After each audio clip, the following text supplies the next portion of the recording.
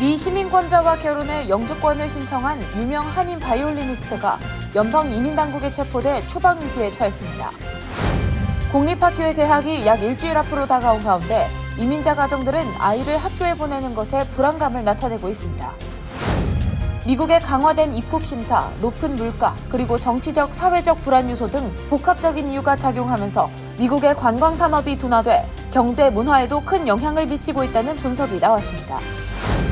한국의 주요 기업들이 미국 현지에 첨단 산업과 전략 산업을 중심으로 총 1,500억 달러, 하나로 약 209조 원 규모의 대규모 직접 투자를 약속했습니다. 한인 사회에서 가족을 살해하고 자살하는 사건이 지난 2년 사이 7건 발생했습니다. 도널드 트럼프 대통령이 중국 유학생 60만 명의 입국을 허용하겠다고 밝히자 그의 핵심 지지층인 마가 진영에서 거센 반발이 이어지고 있습니다.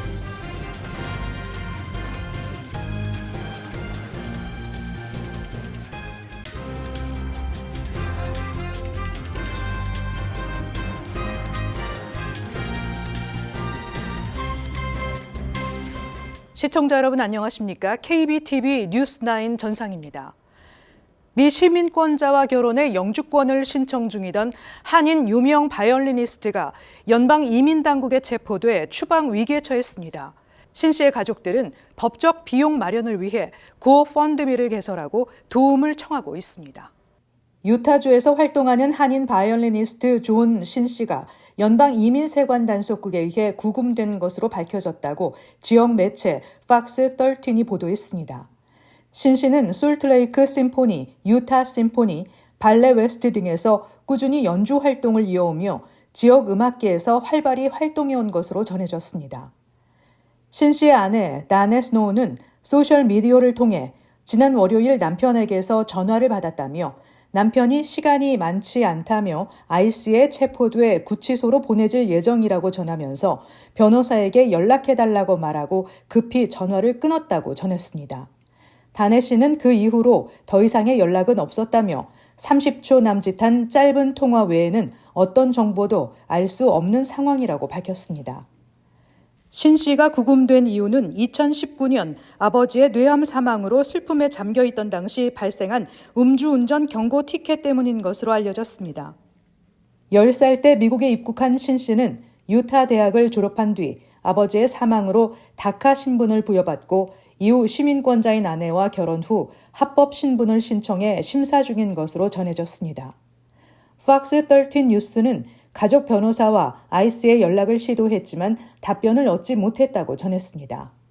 한편 신 씨의 가족들은 법적 비용 마련을 위해 고펀드미를 개설했습니다. 공립학교의 개학이 약 일주일 앞으로 다가온 가운데 이민자 가정들은 아이를 학교에 보내는 것에 불안감을 나타내고 있습니다. 정부의 이민 단속 강화 속에 학생과 학부모, 교사들의 긴장감이 갈수록 커지고 있는 것입니다. 최근 뉴욕시 공립초등학교에 다니는 7세 아동까지 이민세관 단속국에 체포되는 등 학생들의 체포 사례가 늘어나자 불안감이 증폭되고 있습니다. 뉴욕 교원노조 소속 KT 쿠르자코빅 씨는 지난해와 올 여름에도 학생들이 법원 출석 뒤 구금되면서 지역사회 불안이 커졌다고 전했습니다. 앞서 도널드 트럼프 행정부 출범 이후 IC 단속이 강화되자 일부 이민자 학부모들은 불안한 마음에 자녀를 학교에 보내지 않기도 했는데 이번 학년에도 비슷한 현상이 발생할 것으로 보입니다. 니콜 브라운스타인 시 교육국 대변인은 학교는 안전한 공간이며 모든 아이들은 신분과 관계없이 교육받을 권리가 있기 때문에 학교에 보낼 것을 권장한다고 강조했습니다. 시 교육국 웹사이트에 따르면 법적으로 절대적인 필요성이 있는 경우, 즉 사법영장이 제시된 경우 등을 제외하고는 IC가 학교에 출입하는 것이 허용되지 않습니다. 학교는 학생의 이민 신분을 묻거나 공유할 수 없으며 IC가 정보를 요구하려면 반드시 법원의 영장이나 소환장이 필요합니다. 교육국 규정에 따르면 IC 요원이 학교에 도착하면 경비원은 즉시 교장에게 보고하고 요원에게 건물 밖에서 대기하도록 요청해야 합니다. 교장은 추가 조치를 취하기 전에 학교 법률 고문과 상의해야 합니다. 교육 전문가들은 학부모에게 자녀의 비상 연락망을 항상 최신 상태로 유지할 것을 권장했습니다. 만약 자녀가 학교에 있는 동안 부모가 ICE에 체포돼 자녀를 데리러 갈 사람이 없을 경우 학교는 비상 연락망에 등록된 사람에게 연락을 하게 됩니다. 관계자들은 신뢰할 수 있는 성인의 이름과 전화번호를 비상 연락망에 추가할 것을 권장했습니다. 최근 미국을 찾는 외국인 관광객 수가 크게 줄어들고 있는 가운데 그 배경에는 미국의 강화된 입국 심사, 높은 물가, 그리고 정치적, 사회적 불안 요소 등 복합적인 이유가 작용하고 있다는 분석이 나왔습니다. 특히 미국이 외국인을 환영하지 않는 이미지가 강해지면서 관광객들이 미국 여행을 꺼리고 있는 것인데요. 미국의 관광산업 둔화가 경제 문화에도 큰 영향을 미치면서 경종을 울리고 있습니다. 김은지 기자의 보도입니다. 여행 전문 매체 트래블앤투어월드는 한국을 포함한 캐나다, 독일, 스페인, 영국 등 주요 국가에서 미국 여행을 보류하거나 취소하는 사례가 증가하고 있다고 보도했습니다. 그 결과 올해 미국의 관광 수입은 약 290억 달러 감소할 것으로 전망되며 호텔, 소매업, 엔터테인먼트 등 관련 산업에서 약 14만 개의 일자리가 위협받고 있습니다. 특히 미국 입국 절차에 대한 불안이 관광 심리를 크게 위축시키고 있습니다.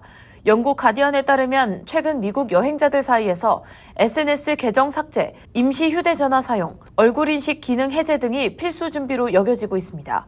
이는 세관 국경 보호국이 스마트폰과 전자기기에 대한 검사를 강화하면서 정치적 발언이나 과거 기록 등을 이유로 입국을 거절하는 사례가 늘고 있기 때문입니다. 실제로 프랑스 과학자 필립 밥티스트는 SNS에 트럼프 대통령을 비판한 글을 올린 적이 있다는 이유로 입국이 거부됐으며 호주 작가 알리스테어 키치는 스마트폰 검열 중 과거 마약 사용 정황이 드러나 미국행이 좌절됐습니다. 한국 외교부 또한 공식 안내문에서 미국 입국 시 휴대전화나 수화물에 대한 검사가 있을 수 있다고 명시하고 있습니다. 미국을 찾는 외국인 관광객이 감소하는 데는 단순히 높은 물가 등 여행 비용 문제를 넘어 트럼프 행정부 들어 강화된 이민 단속과 외국인을 향한 배타적인 분위기, 그리고 고강도 국경 심사가 복합적으로 작용하고 있다는 지적이 나옵니다. 그 결과 미국은 외국인을 환영하지 않는 나라라는 인식까지 확산되고 있습니다. 가장 많은 미국 방문객을 보유했던 캐나다 관광객은 34% 감소했습니다. 독일은 28%, 스페인 25%, 영국은 18% 감소했고 달러화 강세까지 직면한 한국인 관광객 역시 15% 급감했습니다. 국토안보부는 전자기기 검색은 국가 안보를 위한 정당한 조치이며 정치적 견해를 이유로 특정인을 표적 삼는 일은 없다고 해명했습니다. 그러나 시민단체들은 정치적 발언이나 과거 활동 이력 등으로 입국이 거부되는 사례가 반복되고 있다며 표적 심사 의혹을 제기하고 있습니다. 전문가들은 미국 관광산업의 회복을 위해 비자 절차 간소화, 입국 심사 투명성 제고, 환영받는 여행지로서의 이미지 회복이 시급하다고 지적하고 있습니다. KBTV 뉴스 김은지입니다.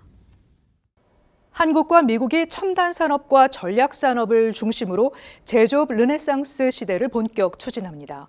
한국의 주요 기업들은 미국 현지에 총 1,500억 달러, 한화로 약 209조 원 규모의 대규모 직접 투자를 약속했습니다. 김은지 기자의 보도입니다. 이재명 대통령의 첫 미국 국빈 방문을 계기로 25일 저녁 한미 비즈니스 라운드 테이블이 열렸습니다. 이 자리에는 한국경제인협회와 미국 정부 및 경제계 주요 인사 등 40여 명이 참석했습니다. 한국 측에서는 이재용 삼성전자 회장, 정의선 현대차 회장, SK 최태원 회장, LG 구광모 회장 등 16개 주요 그룹 총수와 대표들이 총출동했습니다. 류진 한경협 회장은 한국 기업들이 미국과 함께 제조업 부흥을 이끌기 위해 총 1,500억 달러 규모의 직접 투자를 진행할 것이라고 밝혔습니다. 이는 인공지능 AI, 반도체, 바이오, 조선, 원자력, 항공우주 등 첨단 및 전략 사업 전반을 아우릅니다. 라운드 테이블 직후엔 산업통상자원부와 미 상무부가 주관한 가운데 조선, 원전, 항공, LNG, 핵심 광물 분야에서 총 11건의 계약과 양해각서가 체결됐습니다. 기업별 투자 계획도 눈에 띕니다. 대한항공은 70조 원 규모의 미국 투자 계획을 발표했고 현대차는 기존 계획보다 6조 원 가까이 늘려 총 36조 원을 미국에 투자하겠다고 밝혔습니다. HD현대는 미국 조선업 재건을 위한 수십억 달러 규모의 마스가 프로젝트를 추진합니다. 정기선 HD현대 수석 부회장은 이 프로젝트가 미국은 물론 한국 조선업계에도 새로운 성장 기회를 제공할 것이라고 밝혔습니다. 두산 에너빌리티는 X에너지와 소형 모듈 원자로 상용화 기술 협력에 나섭니다. 앞서 한국 정부는 미국과의 관세 협상에서 3,500억 달러 규모의 투자 패키지를 제안했으며 이번 기업들의 1,500억 달러 직접 투자 계획은 이에 포함되지 않는 별도의 독립적 계획입니다. 김용범 대통령실 정책실장은 한국 정부의 투자에 이어 25일 발표한 기업별 독립 투자 패키지는 미국이 설정한 전략산업 우선순위에 따라 각각 투입되며 상호 시너지를 낼 것으로 기대된다고 밝혔습니다. 특히 AI 분야에서는 엔비디아의 슈퍼컴퓨터에 최적화된 반도체 칩을 SK하이닉스와 삼성이 제공하는 방안이 논의됐습니다. 한편 트럼프 대통령은 정상회담에서 한국과 일본이 참여하는 알래스카 LNG 합작 사업 구상을 밝혔으나 김 정책실장은 실무적으로는 구체 논의된 바 없다고 선을 그었습니다. 이번 라운드 테이블에서 미국 영화협회는 한국 콘텐츠에 대한 지속적인 투자 의지도 밝혔습니다. 한국과 미국은 이번 회담을 계기로 생산시설 확대를 넘어 기술 공유, 공급망 재편, 인재 육성 등 전략적 경제동맹 강화를 추진할 계획입니다. KBTV 뉴스 김은지입니다. 한인사회에서 가족을 살해하고 자살하는 사건이 잇따르면서 한인들의 충격과 불안이 커지고 있습니다. 지난 2년여 사이 전국 한인사회에서는 이 같은 비극이 모두 7건이나 발생해 한인사회 내 가정 불화의 심각성을 보여주고 있습니다. 지난 23일 남가주의 부촌 팔로스버디스 롤링힐스의 한 대저택에서 70대 한인 남성 천모 씨가 아내와 딸을 총격 살해한 뒤 스스로 목숨을 끊는 사건이 발생해 충격을 줬습니다. 이번 사건은 특히 지난 16일 발생한 79세 임모 씨의 동거녀 살해 자살 사건에 이어 불과 일주일 만에 발생해 한인사회 내 가정폭력의 심각성을 보여주고 있습니다. 지난 2년여 사이 미주 한인사회에서는 가족 살해 후 자살 사건이 반복돼 왔습니다. 전국에서 이 기간 발생한 가족 간 살해, 자살 비극은 모두 7건이나 됐습니다. 2023년 3월 가디나에서는 50대 한인 전도사 정모 씨가 아내와 자녀를 살해한 뒤 스스로 목숨을 끊었습니다. 같은 해 8월 일리노이 크리스탈 레이크에서는 40대 한인 남성 송모 씨가 아내와 어린 자녀를 살해하고 자살하는 사건이 발생했습니다. 2024년 2월 LA 한인타운에서 50대 아들 김모 씨가 80대 노모를 살해하고 자살했고 10월에는 텍사스주 오스틴의 한 주택에서 30대 한인 강모 씨가 백인 아내를 살해하고 스스로 총을 쏴 목숨을 끊었습니다. 올해 3월에도 60대 아들 송모 씨가 90대 부친을 총격 살해하고 스스로 목숨을 끊는 사건이 팔로스버디스의 공원 묘지에서 발생했습니다. 정신과 전문의들은 이러한 사건의 배경으로 경제적 어려움, 가정 내 갈등, 팬데믹 이후 심리적 불안, 정신건강 서비스 접근성 제한 등을 꼽았습니다. 특히 가정 불화는 돈, 치정, 그리고 명예가 얽혀 있을 때 더욱 심각한 결과를 낳는다고 강조했습니다. 이와 함께 한인사회 내 가정폭력 상담 건수는 매년 꾸준히 늘고 있는데 특히 팬데믹 이후 약 30%가량 급증한 것으로 나타났습니다.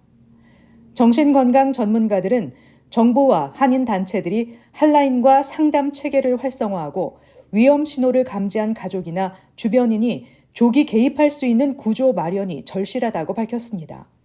반복되는 비극을 막기 위해서는 커뮤니티 차원의 감시, 지원, 개입 체계가 필수적이라는 것입니다. 도널드 트럼프 대통령이 중국 유학생 60만 명의 미국 내 입국을 허용하겠다고 밝히자 그의 핵심 지지층인 마가 진영에서 거센 반발이 이어지고 있습니다. 이에 트럼프 대통령은 미국 대학들이 중국인 유학생 없이는 재정적 어려움을 겪을 것이라고 해명했지만 여전히 불만의 목소리가 흘러나오고 있습니다. 김은지 기자의 보도입니다. 도널드 트럼프 대통령은 오늘 내각회의 도중 미국 대학들이 중국인 유학생 없이는 어려움을 겪을 것이라고 말했습니다. 이 발언은 전날 트럼프 대통령이 중국 유학생 입국을 허용하겠다고 밝힌 후 지지층 사이에서 반발이 이어지자 해명에 나선 것으로 풀이됩니다. 트럼프 대통령은 전날 이재명 대통령과의 한미 정상회담 때 기자들과 만나 중국과 잘 지내고 중국 학생들을 받아들일 것이라며 60만 명의 중국 학생들이 입국할 것이라고 말했습니다. 하지만 이는 곧바로 내부 반발로 이어졌습니다. 마조리 테일러 그린 공화당 하원 의원은 소셜미디어 X를 통해 중국인 유학생 60만 명이 미국 학생들의 기회를 빼앗도록 왜 허용해야 하는가라며 결코 용납할 수 없다고 강하게 비판했습니다. 마가의 핵심 인사이자 트럼프 대통령의 측근인 스티브 배넌 전 백악관 수석 전략가도 한 방송에 출연해 중국 유학생 허용에 대한 트럼프 행정부의 설명이 정신 나갈 정도로 터무니없다며 모든 외국인 유학생은 졸업장에 출국 비자를 붙여 즉시 떠나도록 해야 한다. 30일을 주면 된다고 말했습니다. 보수 성향의 인플루언서 로라 루머는 하루 1,000명의 불법 체류자를 추방하면서 동시에 60만 명의 중국인 스파이를 들여오겠다는 것이 말이 되느냐며 바이든 시절 들어온 수백만 명을 이렇게는 절대 정리할 수 없다고 주장했습니다. 이와 함께 트럼프 대통령의 이번 입장은 트럼프 행정부 내 마르코 루비오 국무장관이 발표했던 중국 유학생 비자 철회 및 심사 강화 방침과도 상충됩니다. 루비오 장관은 올해 초 중국 유학생에 대한 비자는 강력하게 철회될 것이라며 기존의 강경 노선을 재확인한 바 있습니다. 하워드 러트닉 미 상무장관은 팍스뉴스와의 인터뷰에서 중국 유학생 60만 명을 허용하는 것이 미국 우선주의인가라는 질문에 중국 유학생들이 없으면 하위 15% 대학은 문을 닫게 될 것이라고 트럼프 대통령의 입장을 옹호했습니다. 국제교육연구소 통계에 따르면 미국 내 중국인 유학생 수는 2019-2020 학년도 기준 약 37만 2천 명으로 정점을 찍었으나 이후 코로나19 팬데믹과 비자 정책 변화로 인해 2023-2024 학년도 기준 약 27만 7천 명 수준으로 감소한 상황입니다. 트럼프 대통령이 밝힌 60만 명이 실제로 추진될 경우 이는 사상 최대 규모가 될 전망입니다. KBTV 뉴스 김은지입니다. 지난주 홍역에 감염된 승객이 뉴저지 대중교통을 이용하면서 이용객들에게 홍역 감염 경고가 내려졌습니다. 뉴저지주 보건부는 홍역 확진 판정을 받은 허드슨 카운티 주민이 8월 13일 수요일부터 15일 금요일까지 패스 열차와 경전철을 이용했다고 밝혔습니다. 보건부는 해당 날짜와 시간대에 노선을 이용한 사람은 전염성이 매우 강한 바이러스에 노출됐을 가능성이 있다고 밝혔습니다. 뉴저지주 보건당국은 특히 부모, 보호자, 의료서비스 제공자, 간병인에게 홍역 증상을 인지하고 홍역, 볼고리, 풍진 예방접종을 확인할 것을 당부했습니다. 감염 가능성이 있는 노출자는 늦어도 9월 11일까지 증상이 나타날 수 있습니다. 트럼프 대통령은 어제 백악관에서 진행된 이재명 대통령과의 회담에서 국방부가 방어만 하는 것이 아니라 공격도 해야 한다고 생각한다며 1, 2차 세계대전 당시 국방부를 전쟁부라고 불렀다며 모두가 전쟁부 시절 승리한 역사를 좋아한다며 이에 동의하면 명칭을 바꾸고 싶다고 덧붙였습니다. 국방부는 1789년에서 1947년까지 전쟁부로 불리다 해리 트루먼 행정부 시절 의회가 의결한 법률에 따라 국방부로 이름이 변경됐습니다. 트럼프 대통령은 명칭 변경을 위해 의회의 동의는 필요하지 않다며 행정부가 결정하면 의회는 따라올 것이라고 답했습니다. 연방교통안전청이 화재 위험을 이유로 일부 무선 헤어기기의 위탁 수화물 반입을 전면 금지했습니다. 구체적으로 이번 조치는 위탁 수화물에 무선 리튬 메탈 또는 리튬 이온 배터리가 포함됐거나 가스 또는 부탄 연료를 사용하는 고데기, 그리고 가스 리필이나 여분 카트리지 등을 금지하는 내용을 담고 있습니다. 그러나 연방항공청은 앞선 반입 금지 물품들이 기내 수화물로는 여전히 허용된다고 전했습니다. 다만 휴대 시에는 기기 가열 부위를 안전 덮개로 감싸고 작동되지 않도록 보호해야 합니다. 컨센트에 꽂는 헤어기기는 위탁, 기내 수화물 모두에 허용됩니다. 새 규정을 위반할 경우 최대 17,000달러의 벌금 또는 체포될 수 있습니다. 전국에서 기술 지원팀과 금융기관, 정부 관계자를 사칭하는 3중 공격으로 시니어들의 노후 자금을 노리는 금융사기가 또다시 기승을 부리고 있어 연방수사국 FBI가 경고에 나섰습니다. 특히 이들 사기범들은 피해자의 취미나 관심사를 사전에 파악한 뒤 개인 맞춤형으로 접근하는 정교한 수법을 사용하는 것으로 알려졌습니다. 지난해 이후 전국적으로 10억 달러 이상의 피해를 초래한 이 사기로 한인 시니어들도 주요 타겟이 될 수 있어 각별한 주의가 요구됩니다. FBI는 시니어층에게 모르는 사람의 연락에 응하지 말고 어떤 경우에도 원격 접속을 허용하지 말며 자녀나 가족과 사전 예방 대화를 나눌 것을 당부했습니다. 잠시 후 커뮤니티 브리핑을 전해드립니다.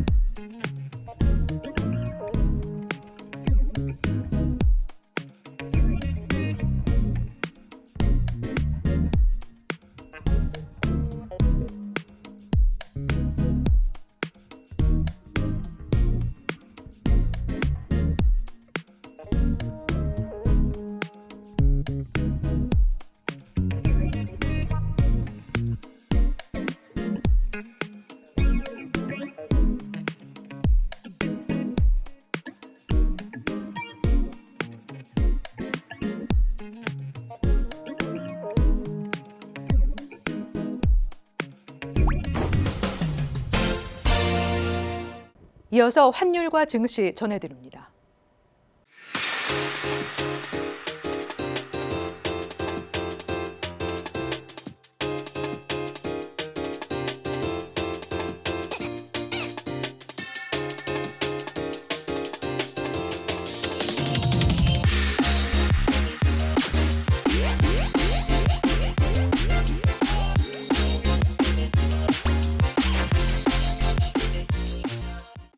계속해서 뉴욕과 뉴저지 날씨 전해드립니다.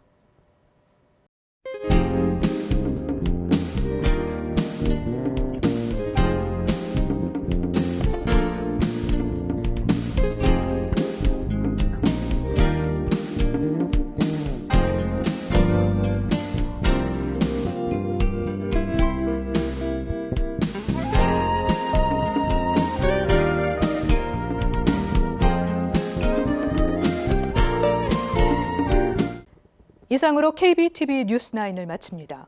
오늘도 시청해주신 여러분 고맙습니다. 편안한 밤 되시기 바랍니다.